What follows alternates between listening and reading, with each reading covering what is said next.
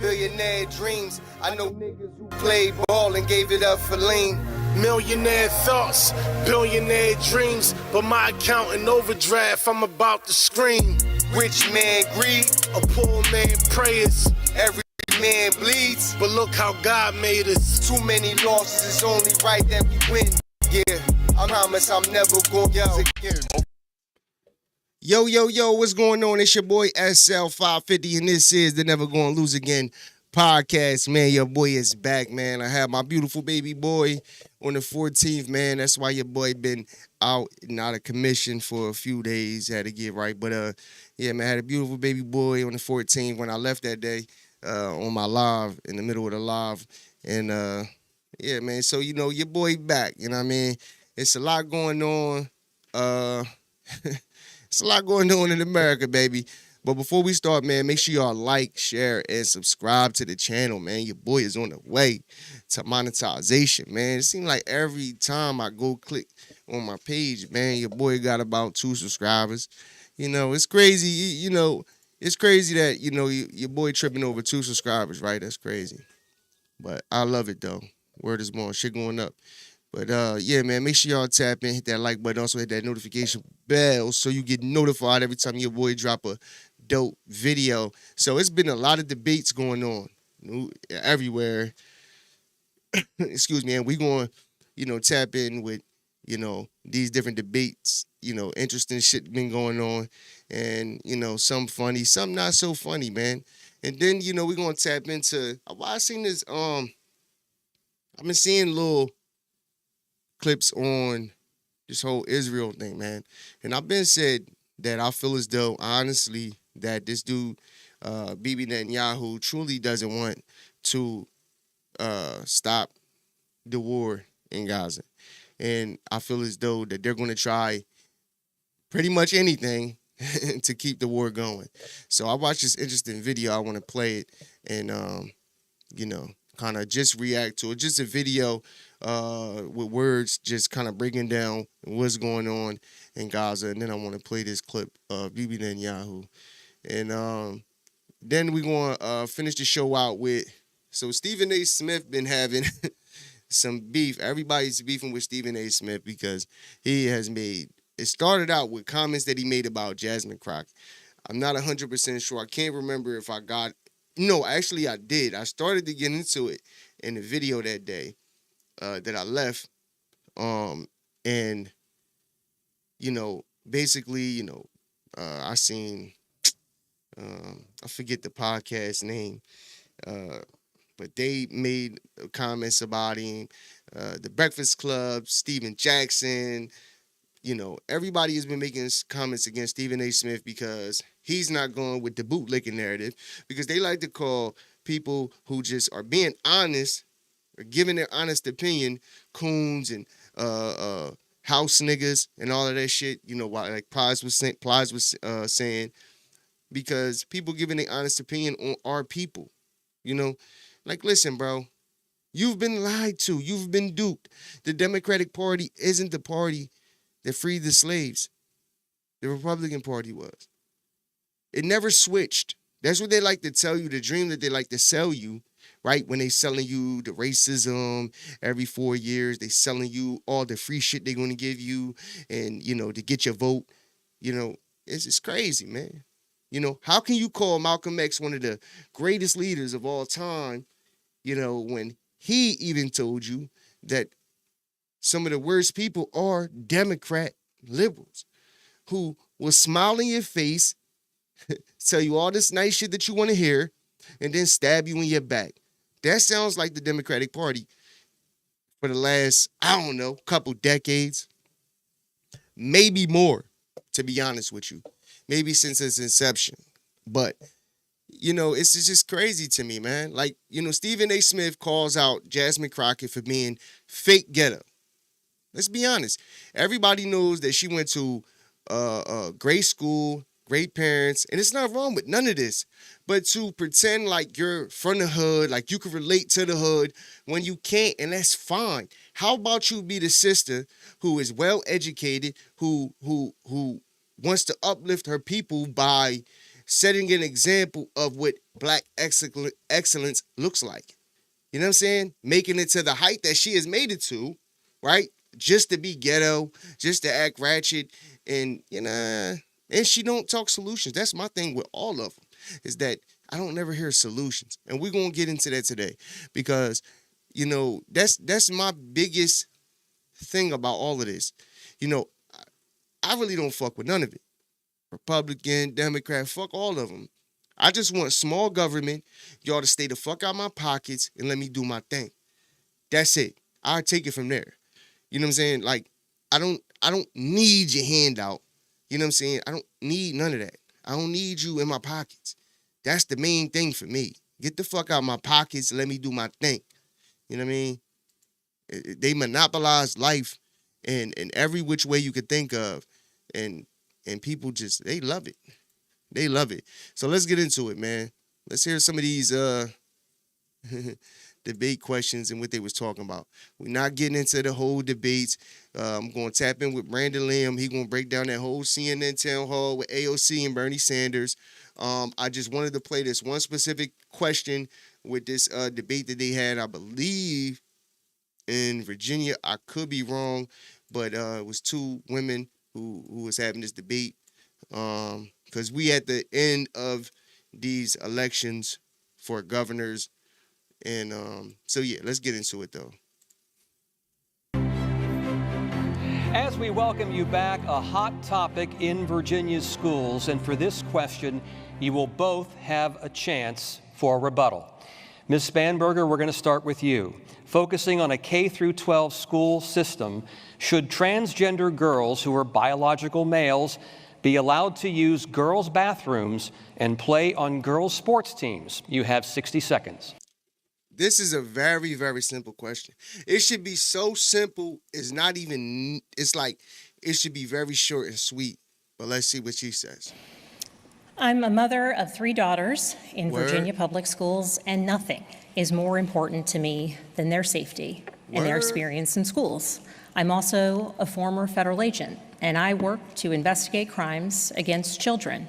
And so nothing is more important to me than the safety of all of our children. And that work, in part, has earned me the endorsement of Virginia's Police Benevolent Association. So would you tell Steve Ms. Earl Descano Sears, to not Ms. Importantly, Spanberger is to talking. Please let her On finish. issues related to what's happening in our schools and each individual community, I think it's important that we have parents and teachers and administrators making decisions about their individual schools, not politicians. Bro, why is she... Bro, this is simple. This is a simple yes or no question. You can give your little feedback, but this is simple. Simple. Why is she trying to dance around the question? And if we are talking about the safety of our children, I Well, would at least ask we why agree my on that. opponent continues to support efforts to defund public safety, an effort carried on continually by this Ms. Spanberger, administration. once again, the question was, Once again, the question was... should transgender girls who are biological males be allowed to use girls' bathrooms and play on girls' sports teams in K-12? You have 15 seconds to clarify. In cases across Virginia, I think it's incumbent upon parents and educators and administrators in each local community to Nude make men in decisions locker rooms. locally. Long story short, she wants men fondling women in women's locker rooms. This is the Democratic Party of today. This is that. That's what this is about. Yeah. Ms. Earl Sears, There should Can't make never this be shit up. we're going to get nude to you in a men moment. Oh in my locker goodness, we rooms. finally have her saying that, but you voted for that. Ms. Earl have you Sears. finally My opponent Ms. Earl said Sears, that you are now? just lying. intruding on Are time we in here. We're agreement trying. now? Are you Ms. going Earl to Sears, toe? this is Ms. Spanberger's time. I have a follow-up question for Ms. Spanberger. Would you rescind the Youngkin administration policy requiring boys and girls to use bathrooms aligning with their biological sex? You have 30 seconds. My priority would be to ensure that local communities, importantly parents and teachers That's and a yes or educators, no. are able to work together to meet the unique needs of each Bro, this is politics 101. Just dance around it. Just dance around the question. school. She never answers the question. She's just dancing around it. Just answer the question. In each community. Yo, these people are And that radical. is Privacy. important. And I say that as a mother of 3 daughters in Virginia public schools. Exactly. And as someone who used to investigate crimes against children. The way that we keep our children safe is by ensuring they are safe in schools, which includes... No, it's keeping niggas out of women's bathrooms, bruh. These niggas is weird. Any man that wants to dress up like a woman to go in female spaces, you're a weirdo. Just say what it is. You're weird. Sorry. You're weird. Just call it how I see it. That nigga that be on TikTok dressing like a woman and be going in restaurants and be mad that they, you called me sir. You're a sir. You literally walk like a fucking nigga. You look like a nigga. You're a nigga. Sir, do you want butter on your bread? Fuck are you talking about? Like, yo, these people are crazy. Because you choose to put on a wig and a dress, I'm supposed to call you ma'am? Mrs.? You're weird. You're deranged. You're delusional. And that's this woman right here. funding This is the law Democratic Party enforcement and of public today, safety. bro. But at Ms. its- Spanberger, the These question people are was, crazy. should the Twice. would you Twice he had to repeat the question. rescind the Youngkin administration policy requiring boys and girls to use bathrooms aligning with their biological sex? Yo, You have 15 seconds to this is clarify that crazy. question. Yes, And my answer is that in each local community, decisions should be made between parents and educators and between parents and teachers educators. in each community. It shouldn't be Parents don't want dictated their by girl children politicians. Parents don't make laws, goofball. Parents don't make legislation, goofball. Stupid. Bro, yo, the Democratic Party is so radical today, bro. It's actually sad, bro. Like, I just don't see how people align with this. Like, I'm gonna be honest. Like, this is literally one of the easiest questions that you probably could be asked in a debate.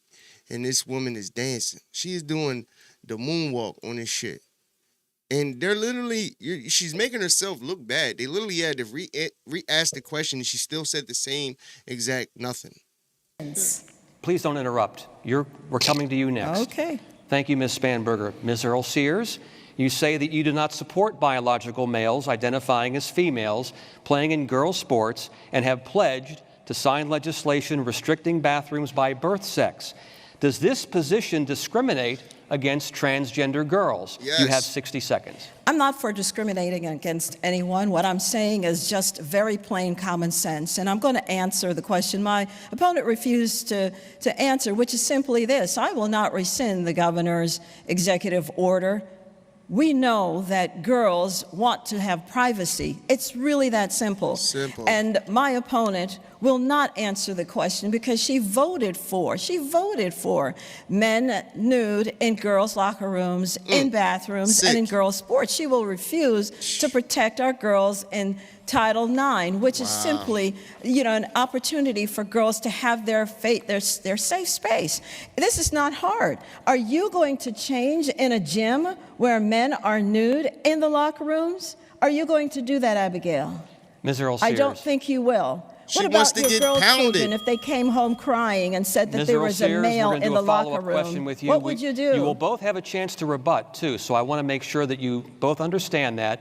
Ms. Earl Sears, a follow-up question now. You said in supporting that bathroom legislation that this is, quote, a safety issue. It is. Are transgender students a safety threat? Yes or no, and why? You have 30 seconds. I'm sorry, how did you ask that? Are transgender students a safety threat? Yes or no, and why? You have 30 seconds. So we know that biological men are larger in strength than women. We understand this. This is biology. If you look at football teams, you can see the difference between males and females. This is not hard. And that's why I'm asking my opponent, if your little girl comes home and said she was forced to undress in a locker room with a biological boy, what would you say? She's crying. What would you say? Are you not going to answer? Look at her dumb ass face. I have 3 little girls, and they go to school, and they're in school just like everybody else, and your parents should just deal with it. And yeah, they're crazy, bro. They so radical, dog. It's wow. So when Donald Trump tells you that they're radical left lunatics, this is what he means. Anyway, I just wanted to show that one little clip just to start things off on how nutty the Democratic Party has become. This is not the party of JFK. Because this is the party that everybody's stuck on. Oh, JFK, he was the greatest ever. And, you know, he might have been. We don't know. Why? Because they offed him for being great. So, and I think it was people in his own party. So, yeah. Anyway, on to my guy, Brandon Liam. If you're not tapped in, please go tap in with him. His content is amazing. You know what I mean?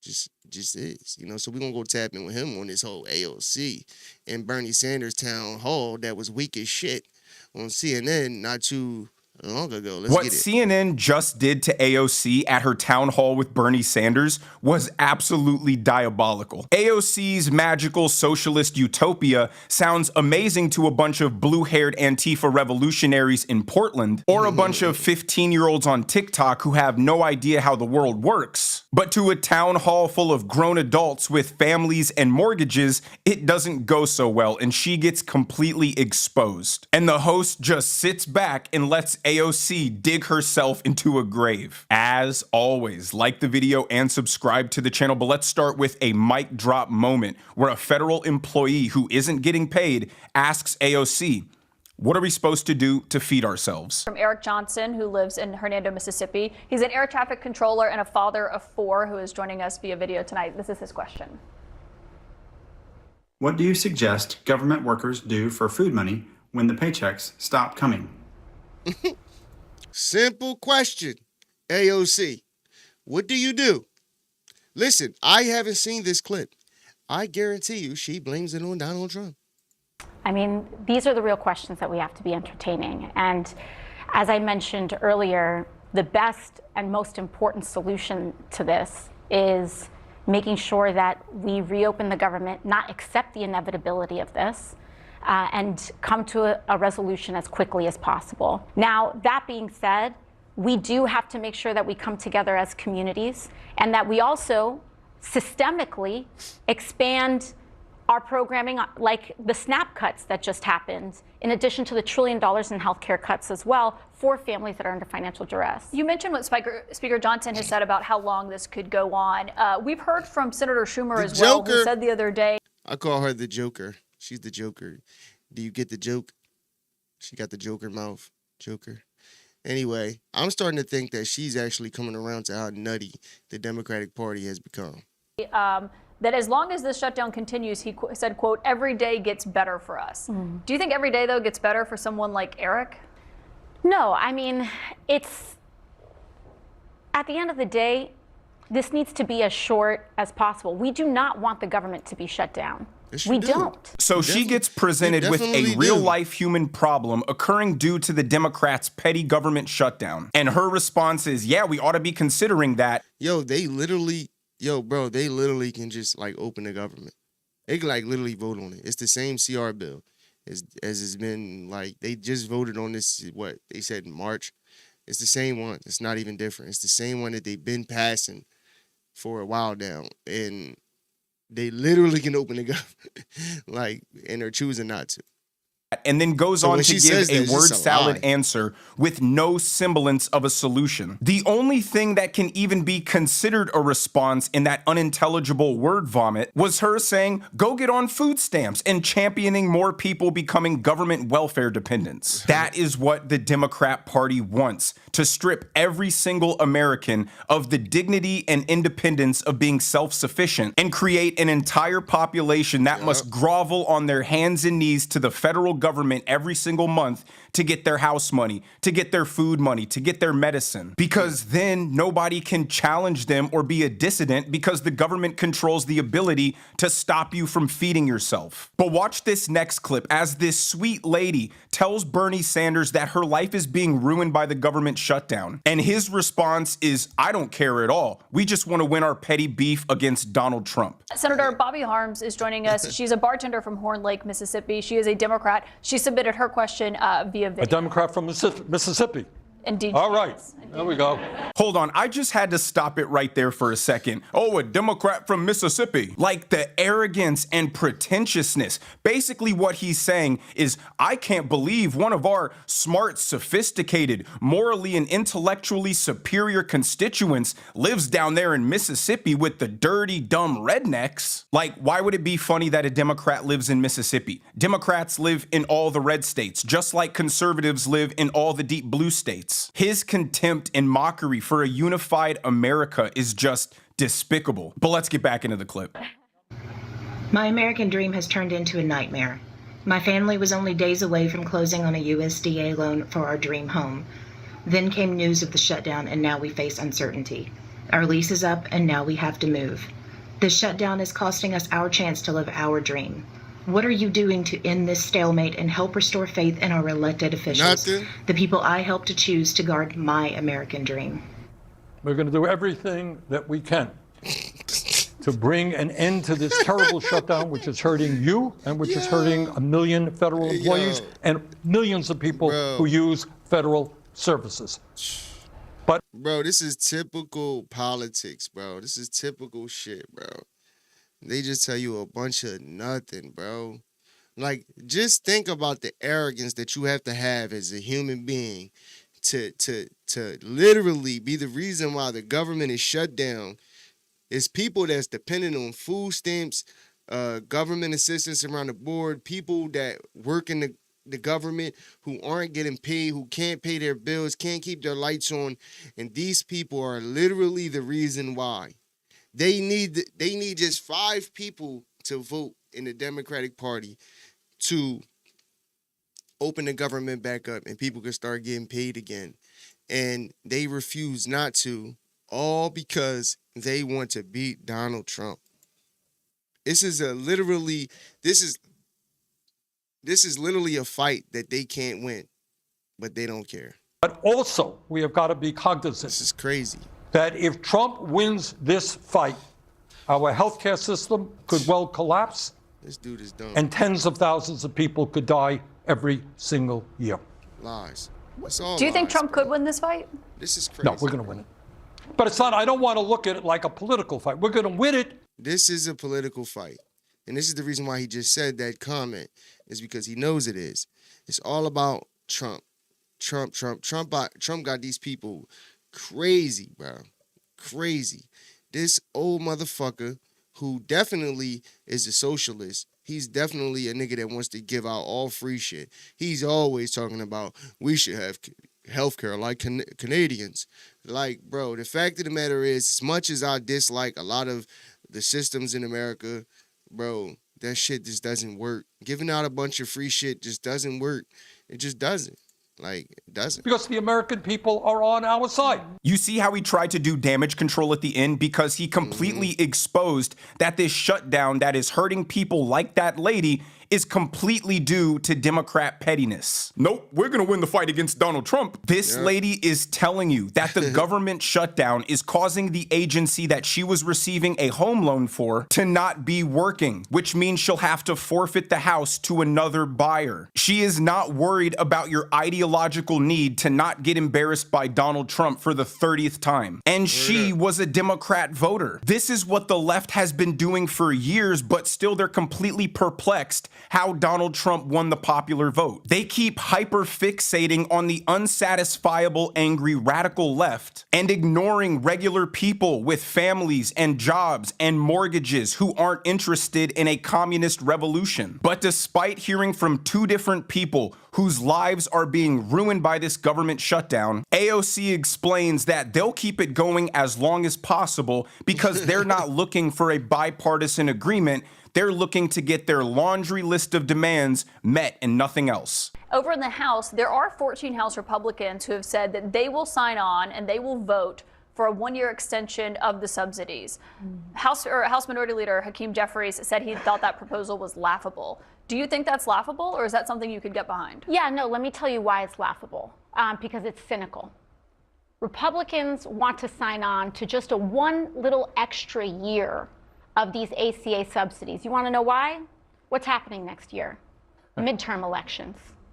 They want to extend these subsidies just a year extra so that people don't realize the dupe that they are pulling on everyone, so that they can all reelect themselves and allow those things to expire the moment that they win reelection.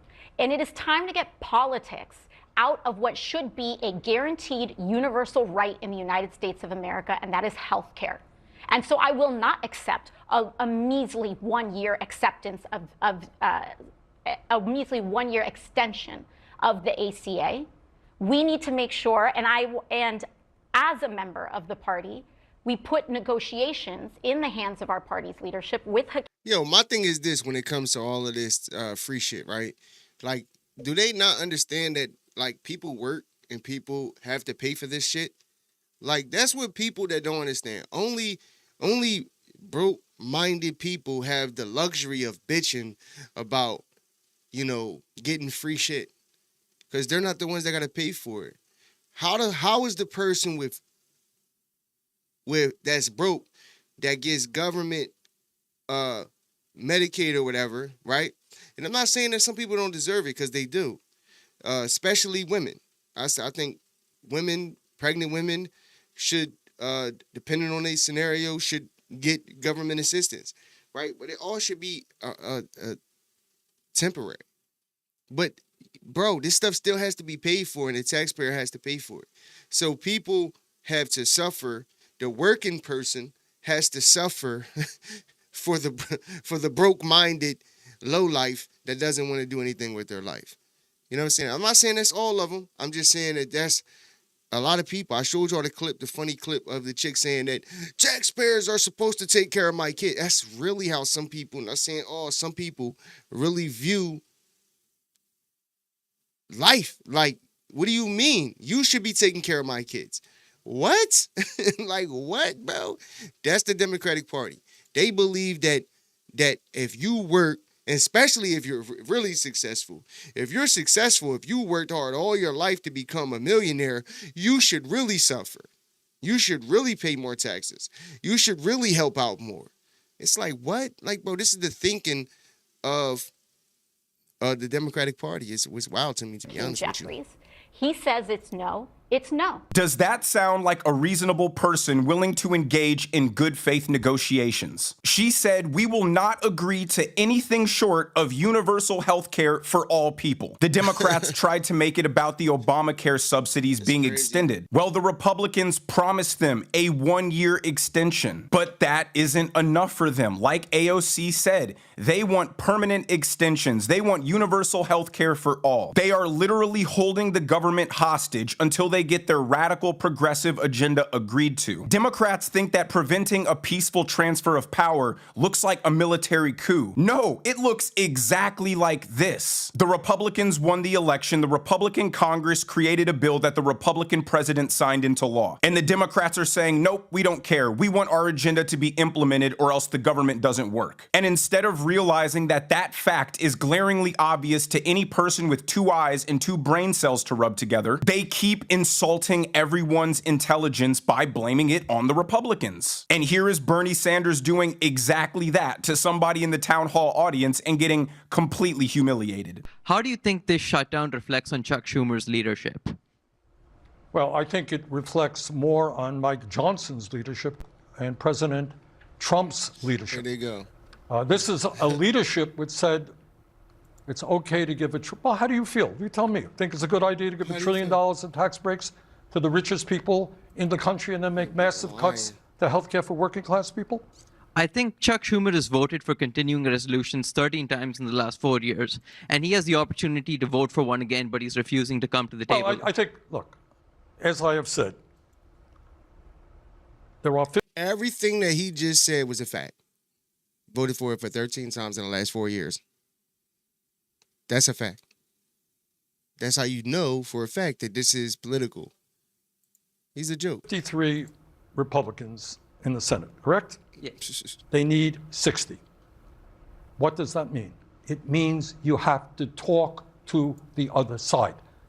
No, that means you're holding shit hostage. That's all that means. Johnson is not talking. John Thune is not talking. President Trump is not talking. That is the problem. Well, they say their position is reopen the government and then we'll talk. A constant theme throughout this entire town hall, and it was like an hour and 20 minutes, I watched all of it, was person after person after person asking AOC and Bernie Sanders what they could do to help them. And every single response was 15% word salad, 85% Trump and the Republicans are bad. And every person had this disgusted look on their face, the same as this guy, like these people are just robots. They're awful. They don't have any plan. Everything is just Trump is bad. Everything Trump does is wrong. So our stance, our platform is we're going to oppose everything. It's like the two only ways Democrats talk to people are treating them like infants. There are 53 Republicans in the Senate and they need 60, right? Or they just simply insult people, call them a bigot, call them a racist, call them transphobic, and maybe you'll just beat them into submission if you attack them enough. And instead of doing some self-reflection and acknowledging this, AOC says the reason Democrats are struggling with young male voters isn't because of how Bernie just talked to that young man. It's because the right are a bunch of Nazis and men are a bunch of violent misogynists. When they talk about Republicans and their success online, they have been successful because they have also been very clear, especially digitally, about what they believe. That women are inferior, that they do not deserve equal rights, that they believe that LGBTQ Americans are subhuman. They are. That they believe and are circulating disgusting racial and white supremacist messaging that they are able to get away with digitally and online. And they are able... She said digitally and online. Online is digital. Yo, this bitch is a fucking oh my God. To radicalize and target and exploit a generation of young boys, in particular, away from healthy masculinity and into an insecure masculinity that requires the domination of others who are poorer, browner, darker, or a different gender than them. Oh my God, bro. And that is why they are resonating online, because they are appealing to the most basest and worst parts of human nature to divide us. And that is why... All right, we're done with that. That bitch is a fucking moron, bro. Like, bro, first of all, men are supposed to be men. So it's in our nature to dominate. So unfortunately, that's just the way God made us. But bro, young people are waking up. They're saying like, yo, these people are a joke. You know what I mean? Like, they're just not agreeing with everything you say no more. They're realizing that, yo, these motherfuckers been lying to us for literally decades, and like, I mean, it's time to like switch shit up. So motherfuckers switch shit up, bro. They switch shit up. But all of it is a joke, though. All of it, to be honest. But let's get into some more joke in the Democratic Party. So this joke is the nigga Mondani in New York City. Unfortunately, it looks like y'all might be getting this guy as your mayor. I think it's the mayor, governor, same shit, whatever. But this dude is this is AOC in a suit. Or I should say AOC is Mondani in a dress. Which means they're both socialists, Marxists, like, in the way people, bro. These people are about to run the Democrat. AOC is about to be the one that's running the Democratic Party, pretty much. That's why Schumer is doing what he's doing. But this dude Mondani is about to be running New York City. So let's get into this. 3 weeks from Election Day, and New Yorkers are running out of time to stop a socialist takeover of the Big Apple. Zohran Mondani, Curtis Sliwa, and Andy Cuomo facing off for the first time in a debate Thursday. And we're not sure who won, but we know who the losers are. New Yorkers, one and all. Welcome to the Big Money Show. I'm Dana McDowell, along with my co-host, Garrett Kaltbaum, Brian Brimberg, Jackie Deanne, for this entire hour, Steamboat Institute fellow Karine Hajar. Great to see you all. Democrat Socialist Zoran Mandani, the commie, running away with the race for New York City's mayor. And we can look at this brand spanking new Fox News poll came out yesterday evening. You add up Cuomo's support and Sliwa support, they still don't even come close to topping Mandani. But last night's New York City mayoral debate turned into a reality check. Mandani could not say how he'd pay for $10 billion in free programs, from free childcare to free fast buses, he says, except by raising taxes and hoping the math magics itself. Never mind that the top 1%, the top 2% really already pay nearly half of all city income taxes, or that his plan to hike corporate rates would send the businesses still left in Manhattan running across the Hudson River for parts west and south of here. Because, bottom line, you can't tax your way to prosperity. You can tax your way to communism, I suppose. Jackie, what did you make of last night and where we go from here? Well, first, I want to give you a scene setter. I went home, I put my sweats on, I ordered Chinese, big bun on top of my head, had it on 10 minutes before watching the local news leading into the debate, and didn't know exactly what to expect, because I thought Mandami's one-on-one interview with Martha was a good interview for him.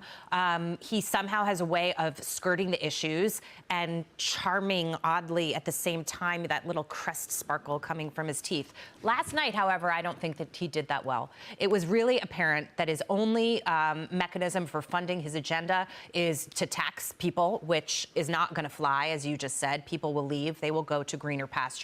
And we all know that. And I thought about this. Yo, what she just said is what people need to really, truly understand is that, bro, the people that they're talking about taxing will just leave. They can afford to leave. They can afford to move their businesses to different states that are going to be favorable to their businesses.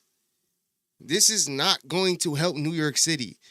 The more businesses that leave New York City will cripple New York City's economy.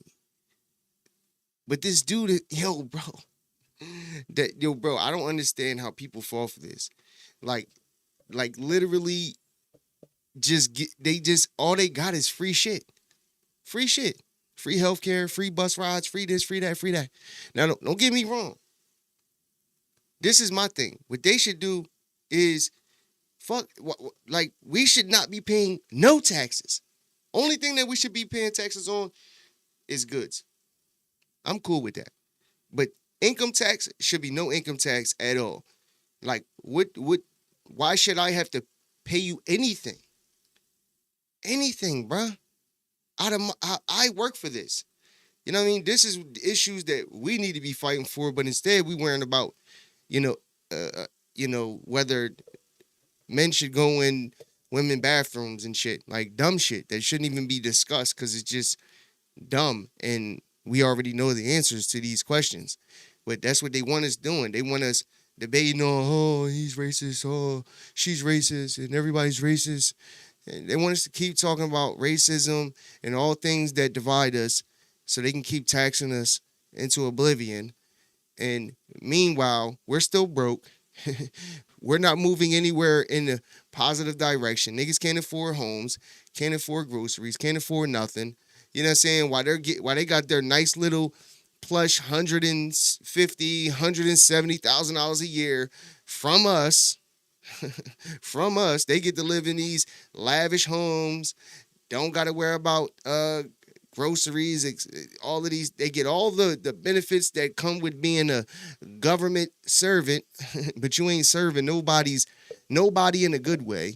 Yeah, like, bro, these people don't want to do nothing but keep taxing. That's all Kamala Harris talked about was taxing. That's it. The demographics a little, despite the poll It's that we crazy. just showed. I don't understand And it. said to myself, you know, what some are saying about the fact that he won the primary and that was a smaller sample size, and how much ire I hear in New York City about him from regular people, normal people, not that small sample size of 20-something sort of wealthy folks who are feeling guilty about maybe some of the wealth that they have, and they feel righteous and want to give it away. I think we're going to see a turnout surprise in this election. The problem is the split between Sliwa and Cuomo, who I think both did pretty good last night, and together as a tag team against him with the zingers and some of the under-the-breath comments when Cuomo said the only job you had on your resume was working for your mother. You know, a lot of these things that they brought up really sort of showed that he's just got nothing. And he was nervous. He couldn't really zing back at them either. So if you were watching the debate, and I don't know how many people did, I think that you would see either of the two other candidates are better candidates, but we'll see. He seemed very small last night. Physically, but also he was shrinking a little bit. But I was watching it as well, and I thought, this is it? Yeah. This is all we got? Yeah. This seems like these three people don't seem, with respect, don't seem capable to be the mayor of Tulsa, Oklahoma. I love Tulsa. And the moderators were ghastly. I digress, because they kept, you couldn't get like a conversation or a real debate going. They were the moderators. I could not believe they would not let them say a second sentence, no follow-ups on very important information for one of the most important cities in this world. It was amazing to watch them just keep interrupting them. Did you watch it? Yeah, and I actually think Mamdani still brought a lot of energy and was the shiny, enthusiastic character that, I mean, this is the persona that's fueling his campaign and why people like him. And it goes to show, as terrible as his policies are, the energy that he brings goes a long way with voters. I've talked to young people in East Village. I went outside a grocery store to ask them about the grocery store policy, this fantastical communist policy he wants to pass. And a lot of people said, yeah, that's not going to work. But he's been out there. He's been energetic. And I thought in the debate, I mean, it wasn't outstanding or anything, but he did a pretty good job. We're used to seeing him in these very colorful, well-produced clips and having it all together over 2 hours. You started to see the cracks in his plan, though they've been obvious enough. Exactly. But again, the two others sort of were underwhelming as well, I thought. The problem is he's going to win. And I want to address him into the camera because maybe I have a better idea. This is a Mamdani kind of yes, thing. I am. Why don't you lower taxes 2%? Why don't you lower taxes for corporations? Why don't you tell the corporations of New Jersey and Pennsylvania and all the corporations that left from my city, Florida, that you actually like them and actually care about them? Why don't you look at every time anybody who's ever lowered taxes, revenues went up and not down? Why don't you look at California that keeps taxing them to death, that's running a huge deficit, while I'm in Florida and running a surplus? You are the opposite of everything that needs to get done going forward. You have got to stop disrespecting the taxpayer. You got to stop disrespecting the wealth, the producers, the job creators, or else you're going to see a lot more fleeing. If you go look at a tweet by our good friend David Asman this morning from Steve Moore's place, 500 billion has flown away from this great state, and a ton of that from this great city. And nobody wants to leave New York City. It's the financial capital of the world. And what are you going to do? You are going to hamstring the living heck out of it if you follow the lead that you are calling for. Gary, yeah, and that's a fact, bro. He's like, people are just gonna leave. And tell me how less business in New York City is going to make New York City flourish. It's not. Like, the stuff that they talk about is not sustainable, bro. It's just not. They want free health care for everybody. And, like, what people don't understand is, with these people that vote, honestly, you can't understand. Bro, you're paying for it. Taxpayers are paying for it. People that work in our cities, in our states and cities and shit, you're paying for this. So it's not free. It's not free. That money comes from the the federal government. It comes from the taxpayers. You know, all the revenue that they get from your city, they're just giving it away. It doesn't make sense. It's not sustainable, bro. Like, bro, this is what they do, bro. They make your city weaker, poorer, make people more desperate, and then they come out and then they talk about racism and brown people, and they play on people's heartstrings. That's all they do. It's the same playbook, but it's really not. Is not different, bro. They don't know how to do nothing else but play on people's heartstrings, talk about racism, hope that something racist happens or that looks racist happens. You know what I mean? You seen that you seen that I don't know, was that recent? It was a guy who got that got killed by an off-duty cop. That joint was crazy. But in situations like that, like if that wasn't caught on camera on the guy's dash cam, that whole situation guaranteed the attorney nigga Crump, Al Sharpton, all of them, they was on the phone. I'm on my way. They was ready to come until they seen the video. And then they couldn't do nothing but be honest. They nut ass son did some nut ass shit and he got killed behind it. You know what I'm saying? Nigga rams into the guy's truck. They pull over. He gets out. The guy like looking at the truck. It wasn't even really none yet. Dude gets out super aggressive, digging in his joint, pistol whips the cop, the off-duty cop. The guy, he backs up, pulls out a gun. The cop pulls out the gun, but he's off-duty, so he got regular street clothes on. Start busting at him. I don't know if they exchanged gunfire, but I know the bull got killed. And then everybody was doing the whole BLM shit. Oh, if he said that he did that, he's lying. He's lying. He killed that man. His hands was in the air. He was like, bro, if that video did not come out, it would have been George Floyd all over again. You know what I mean? Because they prey on this. Al Sharpton, Roland Martin, all of these clowns that's on the internet that have some type of influence in the black community, this is what they prey on. They pray shit like this happens. And there's not evidence that you know, that they can, you know, they could play with to work in their favors, bro. It's crazy, bro. Man, oh man. Nothing but bullshit in America right now. I ain't gonna lie. But anyway, man, on to this Netanyahu situation. So I wanted to play this clip. Now I want to play this video. This is going to be short. But I've been kind of saying, like, so I've been seeing clips of basically, you know, Trump had this peace plan, and it's a 20-point peace plan. You know, you seen the hostages, they got released. I showed it in the previous video before I had to cut it. And basically, they're saying that, from the information that I've seen, that Hamas is saying that they have released all the bodies of the people that, you know, that they can find, I guess, or that they had, or whatever the case may be. And they were saying that basically that they would basically need machinery or something. I guess maybe they're buried or whatever the case may be to have to get these people. And basically Israel is pretty much using that as saying, oh, that's not good enough. The hostages you release ain't good enough. We need more. And honestly, it's just a play, bro. They just want to use any and everything. So I just want to play this quick clip just to show what type of dude this dude is, bro. And then I want to play this video. If Hamas rejects your plan, Mr. President, or if they supposedly accept it and then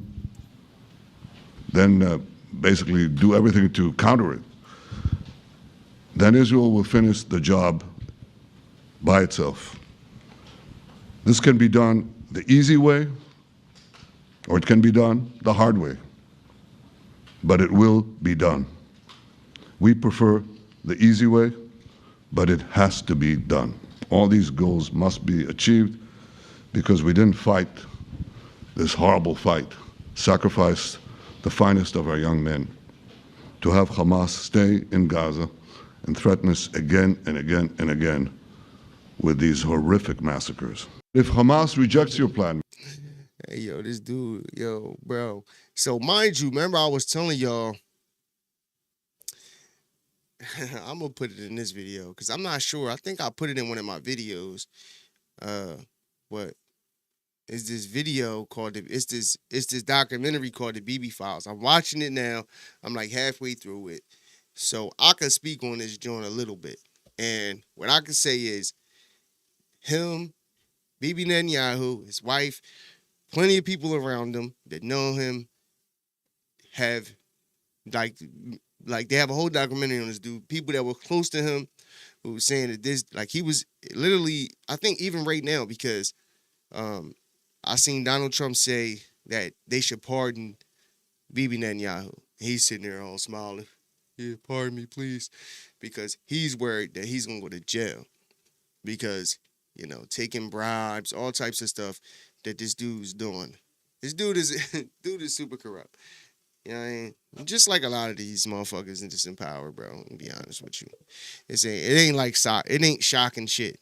But this dude is the real deal. Or like some of these politicians and stuff, like Hillary Clinton, straight piece of shit, love sending people, children off to war to get killed, right?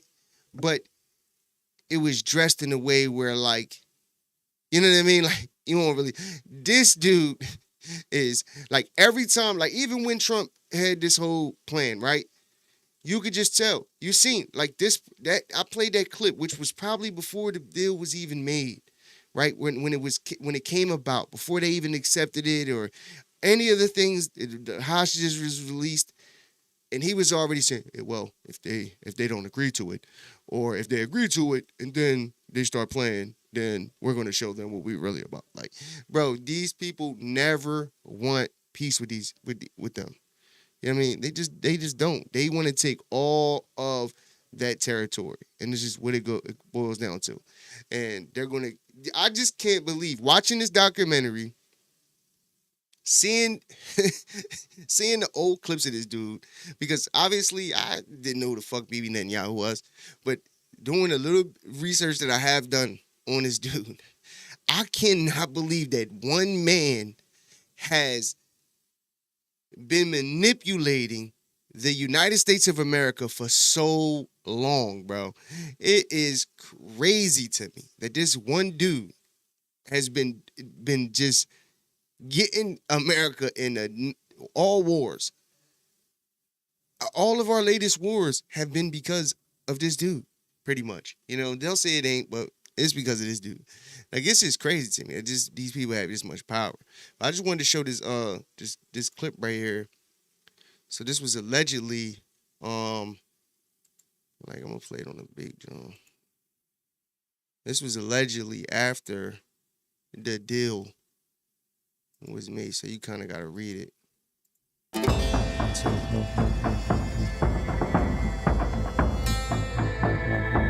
They're going to disarm, and because they said they were going to disarm. And if they don't disarm, we will disarm them. So it says right here, I just want to break it down as it's going.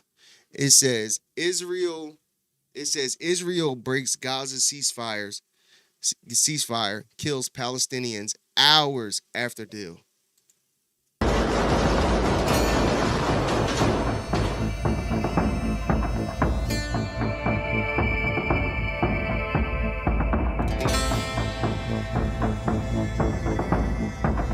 So it says Gaza ceasefire is breaking apart as Hamas leaders announces their fighters are guarding Gaza. So basically Trump is telling them they have to disarm themselves, but they're saying, like, nah, we're going to guard our people. Yeah.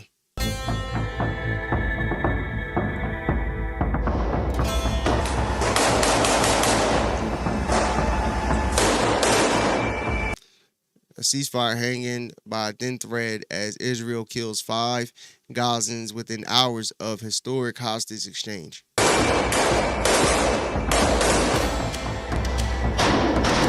got some big shit. God damn. Says multiple videos have emerged showing the de facto rule of Hamas in Gaza, where fighters executed their rivals. God damn.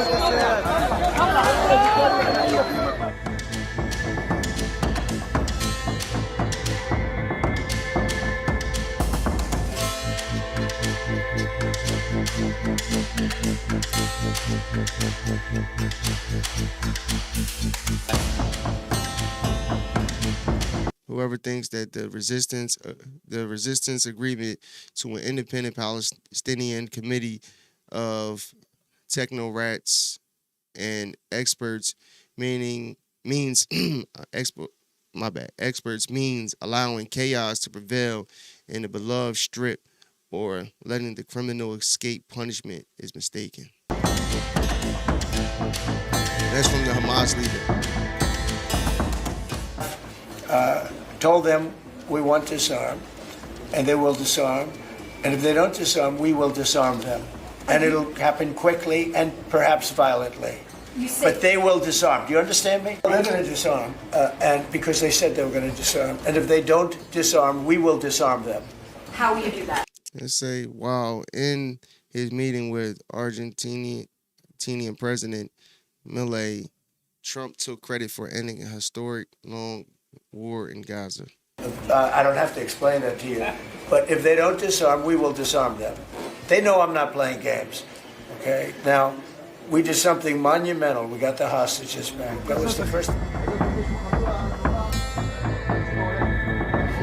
It said Israel has violated the Trump brokered ceasefire 7 times in a single day, killing Gazans. Holy shit. Man, they started letting off. Holy shit.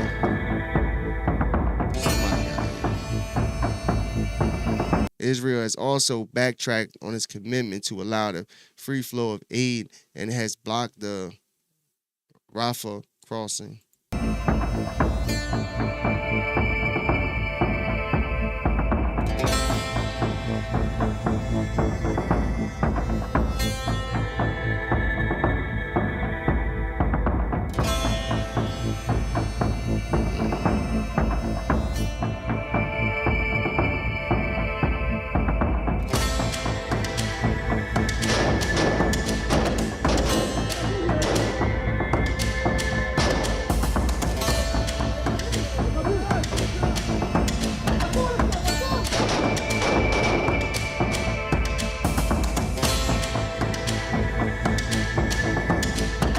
Hamas reemerging dominance in Gaza and Trump's violence warning for its disarmament. Peace seems a distant hope.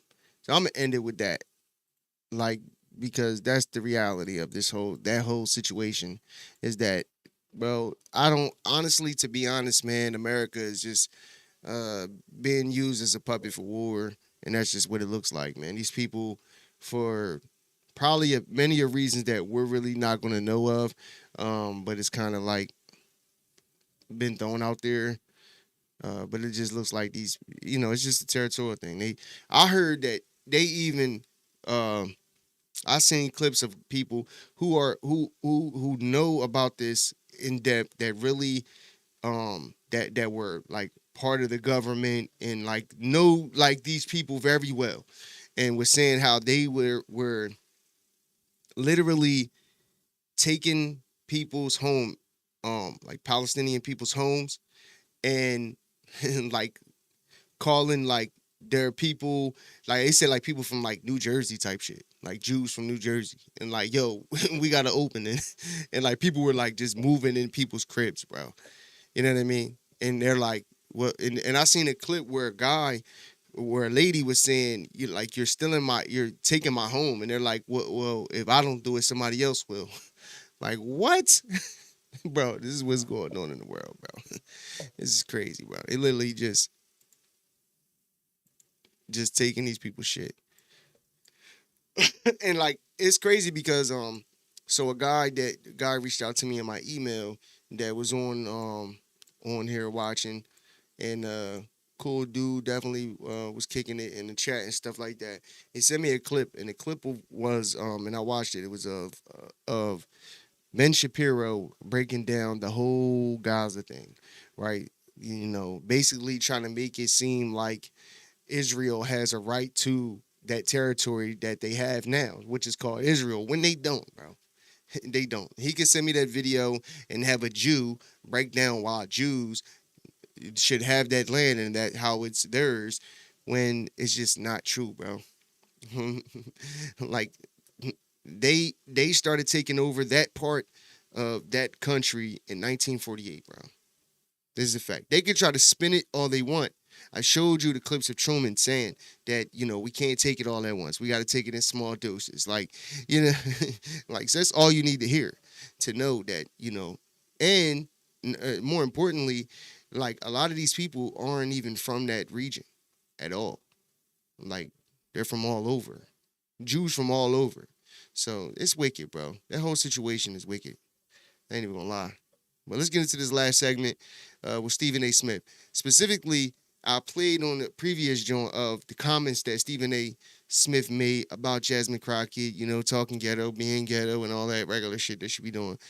And this podcast, Native Land Podcast, had this to say about Stephen A. Smith and what he had to say. I think this is a really good opportunity. We talked about the invasion of cities and colleges. I want to throw to one more example. Someone who teeters on the edge quite a bit, shows up talking out of both sides of his mouth.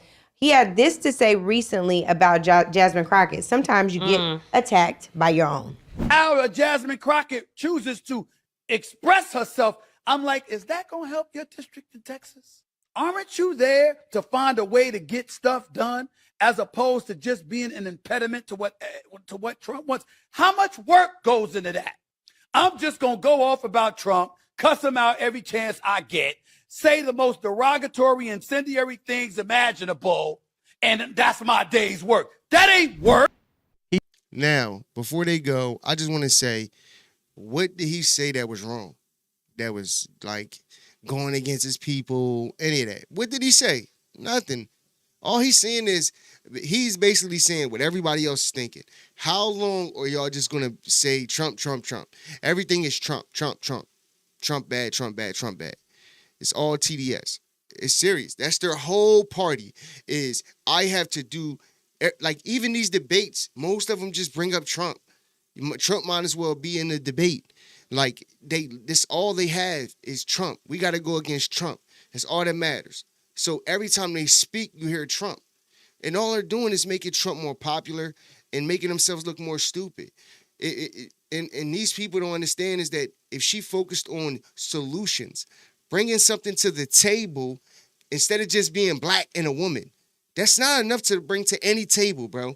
Just because you're black, educated, and a woman, and education ain't, people assume that because you went to school that you're educated. That does not make you educated, bro. That just means you have a piece of paper that said that you went to this school for this amount of years. That's all that means. There's plenty of people that never went and got any of that education who are smarter than you, just naturally smarter. You know what I mean? Like, having a so-called education doesn't make you smart whatsoever. And they don't look smart when all they bring to the table is, oh, Trump is doing stupid shit. Trump this, Trump that, Trump. Instead of bringing actual solutions to the table. And I'm telling you, giving people free shit isn't solutions. That just makes people, oh shit, damn, I take the bus. Oh shit, damn, I could definitely use free busing. I'd be paying, whatever amount of money for the bus. I could definitely use free busing. Oh, free childcare. Oh shit, damn, I got 3 kids. I could put all my kids in daycare for free. Oh shit, yeah. That's all they do. They play on that. You know what I'm saying? But when you look at the results of the economy after these things go into effect, you realize that it's really not that good. Especially when everything goes up in your city because they can't afford to do the shit that they're doing. He's got to deal with black woman issue. Anyway. Oh my God. Writ large. And whatever self-hate exists within him. That is self-hate. I've never seen a clip Self-hate of is him crazy. where he actually praises a black woman. That's what I'm saying. He's got something black woman issue he's got to deal with. But for those who are listening, that was Stephen A. Smith commentating about Jasmine Crockett's lack of work. For context, there was a poll that was recently done, and Jasmine Crockett's approval numbers amongst the American people rival Barack Obama's in 2008. Lies. And on top of that, my whole thing is, who gives a fuck about a poll, bro? Nobody cares about if her approval rating. What has she done for her people? What legislation has she brought to the table? None. That's the fact. So just for context, he is on an island unto himself. Because or people, caping for some because people see her largely working on our behalf. And I also want to say, we recently had Jasmine Crockett on. It was on my solo pod, and Jasmine is on the show talking about having to go get fit for a bulletproof vest. So this is not the time for this. Yeah. And it is very dangerous for this. So I hear you even on the danger, even on campuses, but I wanted to bring this in because this is the kind of messaging they're hearing on their sports platforms, on talk radio, all the time. There is a growing divide between black men and black women. Oh my God. And I think that some of them are also leaning more conservative in their talking points. She's a congresswoman from Texas, and Texas has this open carry law. Governor Abbott is such a dangerous, problematic person. He sets up a false argument. Yes. How much attention is this taken away from you getting whatever you need for your district? The Republicans control the House of Representatives, the Senate and the White House. They not letting her get ish for her districts. And so the best she can do right now, not just for her district, but for the country, is to speak up and hold them to account at every single level. She does. Are there black men that's listening to Stephen A. Bakari? Yeah, of course. I mean, but they would take that and take it seriously. There are people who like white men. Yeah, and they think that they think that guys, Jasmine Crockett talks with her neck I'm not just saying is too loud and snaps her fingers and all that, and they caricature her like he's doing. Yeah. And so my point though is that I didn't like the back and forth with Jasmine Crockett and Nancy Mace or whoever it was, right? But Nancy Mace is the one that got violent. She was the one that said, let's take it outside. Look, it's never let's hold our people accountable. It's always everybody else's fault. Go and watch the back and forth that her and Nancy Mace had, and you'll see it had nothing to do with Nancy Mace starting anything. Jasmine Crockett continuously acts ghetto in every form that she's in, whether she's at these committee hearings, if she's anywhere on camera, she's putting on a show. Because that's what most politicians do anyway. They put on shows, bro. And she's one of them. She's good at it. She's good at putting on a show, acting like she really, I could believe that she's educated. You know what I mean? Like, to get to where she's at, she has to have some type of fucking smarts. So my thing is this, that's what like my whole thing is, bro, she literally is putting on an act when she even snaps her fingers and does all of this extra shit. It's an act. That's not her. So it's fake. But you're cool with that because she's just a woman and she's black. That's all it is, bro. Well, women don't hold each other accountable. A woman that walk around, they'll walk around with a 300-pound gorilla bear and be telling her, girl, you bad as hell. You bad as shit. Knowing damn well that bitch need to lose weight. But they won't tell her that. They won't hold her accountable. They won't say, yo, let's get in the gym, girl. You need to lose, you know what I mean? And keep it real with her. No. Men, we will. If a nigga broke in the way, we gonna tell you, nigga, yo, bro, you in the way, nigga, you pop. I know them both very well. I know them both very well. And that just because I was in the legislature, so I look at that totally different. However, I will tell you that there is a through line between the Ice Cubes and the Jason Whitlocks and the Stephen A. Smiths. And these individuals, and Ice Cube may be slightly different than the other two. Slightly. But these individuals have been around since we have been on this freedom struggle. There have always been individuals out there which exhibit behaviors of charlatans who utilize, some people are in it for the change and some people are in it for the change. Right. And I think that that's indicative. And they find the easiest path to the front of the line. And Stephen A. Smith is someone who doesn't have the depth to talk about House oversight or the appropriations process, right? And how you're able to bring resources back to your community or what Jasmine is doing. So he rather lampoon her or instead of having a constructive conversation. And so I've said what I've had to say about Stephen A. Smith in my book. anywhere I can. I don't have a lot of use for him in the political dialogue. I think that there are individuals who he matriculated with at Winston-Salem State University that are extremely disappointed about the man he's become. It's so disheartening to me. It's frustrating, one, because anytime we speak on this, it's like man haters and all this. But I feel such confidence in Black men. I've never bought into the idea that all these Black men are voting for Trump. Like, they vote overwhelmingly Democrat. We're pretty much in line with each other. What you all are saying is no, they are. And the data shows that there have been inroads among Black men. I want to ask why. Because they're waking up and you're not. You're asleep. You're stuck on the Democrat plantation. You think that they care about you. You really think politicians, they really think the government gives a fuck about them. That's the hilarious part. Instead of them telling their people, listen, stop depending on the government. We need to stop depending on welfare. Stop having, babies out of wedlock and, start being married, start, being men, start being women. Like, instead of us holding our people accountable and talk about the issues that we have in our communities, we want to talk about what Stephen A is talking about. Who gives a fuck? Like, to be honest with you. And Stephen A didn't even say anything negative about Jasmine Crockett. He called her bright, smart, intelligent. He called her all of these good things because that's what you got to do. You got to walk on eggshells before you make comments about any of these women, to be honest with you. And that's just the reality of it. But, I ain't going to play their whole joint, but, that's pretty much, they got a problem with your boy Stephen A. Smith making the comments that he made. My thing is, bro, why can't nobody say anything about Black people, bro? Like, what's wrong with it? What's wrong with holding each other accountable? Like, I can understand, like, it's certain people that I just be like, man, they